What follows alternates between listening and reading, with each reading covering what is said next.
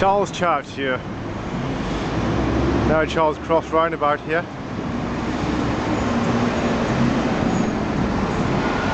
An air raid in March 1941 resulted in a fire and the church was destroyed.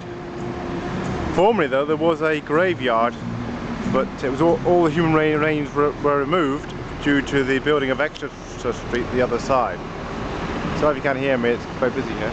University's up to our left here. We've also got Drake Circuit to our left, which has been since 2008, November 2008.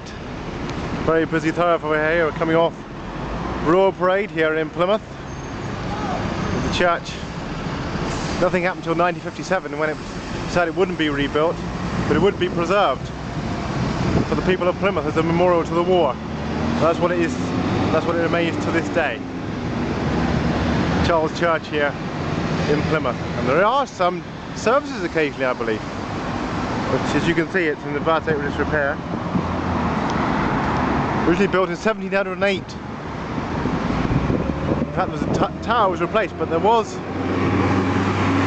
earlier tower, and that was taken down for the current tower. On this very busy thoroughfare here, and we've got to our left Royal Parade, and further down the Breton side to our left, Royal Parade along there. Of course you've got Civic Centre right down on Royal Parade there. But there's this new, relatively new building here. But as for the church, I think the fate's been decided. It will not be rebuilt. Whereas even some Germans suggested a while ago it should be rebuilt, but it's not been rebuilt. In fact, it would be in Germany.